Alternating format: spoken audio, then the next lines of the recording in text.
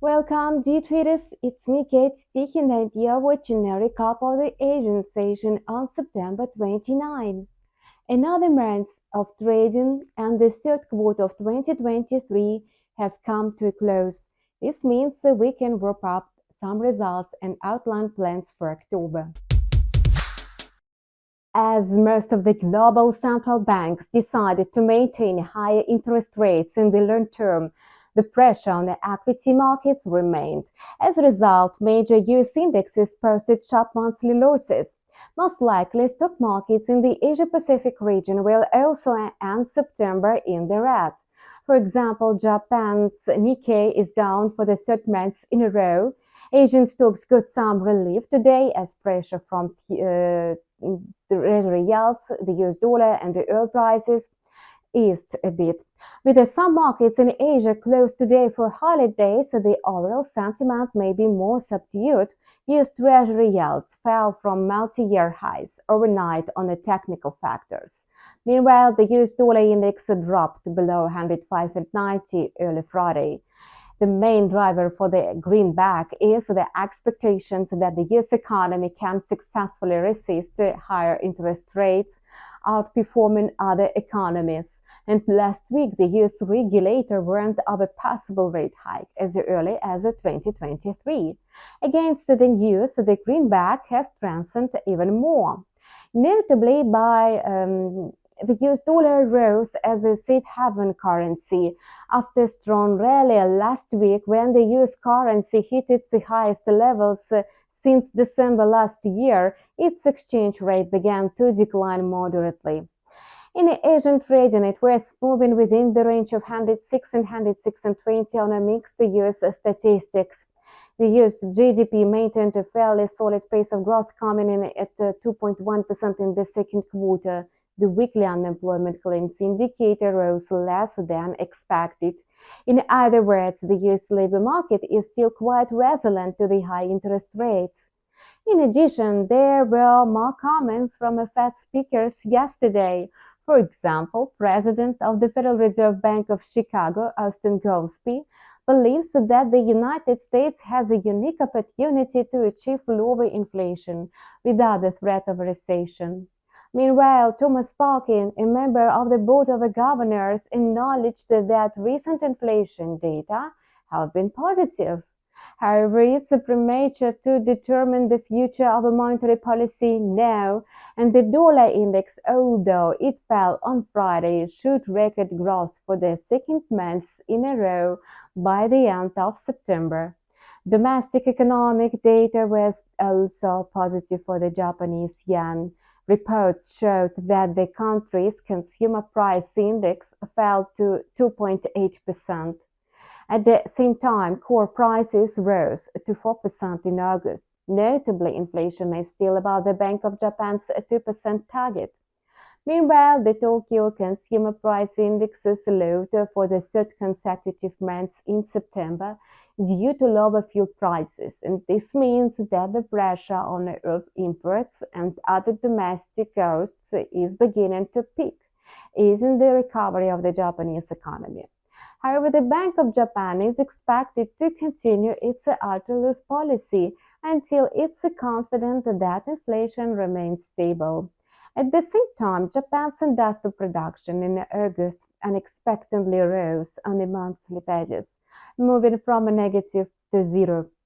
Today, Japanese officials warned about a possible intervention against the yen's excessive volatility again. Finance Minister Shunichi Suzuki said that the government was ready to take action against the recent decline in the Japanese currency.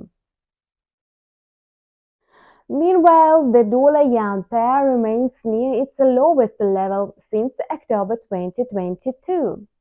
However, the official noted that the government did not have a specific target to start an intervention in the forex market. While the intervention may have a limited impact, the government warns that it's ready to counteract a rise in import prices. The Japanese yen, which had been trading near 150 at the start of the Asian session, fell slightly to 148.60 due to the weak US dollar and the verbal intervention of the finance minister. As a result, the yen managed to strengthen within the daily range of 148.50 and 149.50 in the Asian trading. So AUD USD antibody currencies also moved into the bullish zone early Friday. The Australian dollar rebounded from its recent 11-month lows and rose sharply amid falling Treasury yields and the weaker US dollar. In addition, elevated oil prices also supported commodity currencies. For example, WTI is expected to close higher for both the month and the quarter.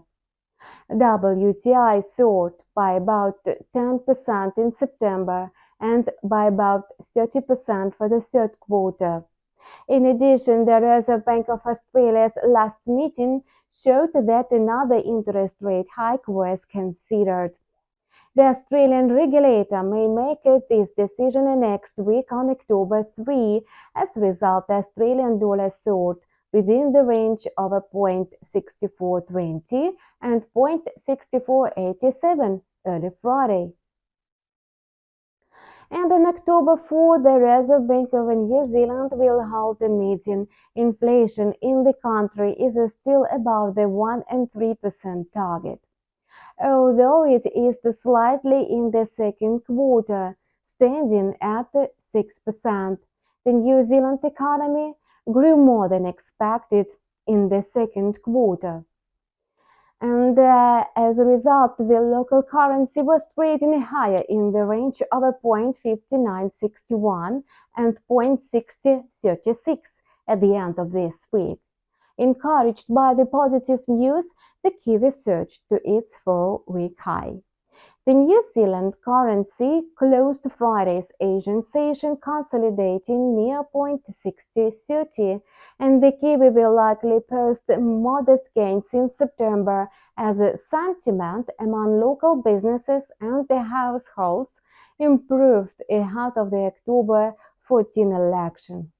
The Indian rupee continued to strengthen at the end of the month, and the dollar-rupee pair ended September in the red, trading near the level of 83 in Asia.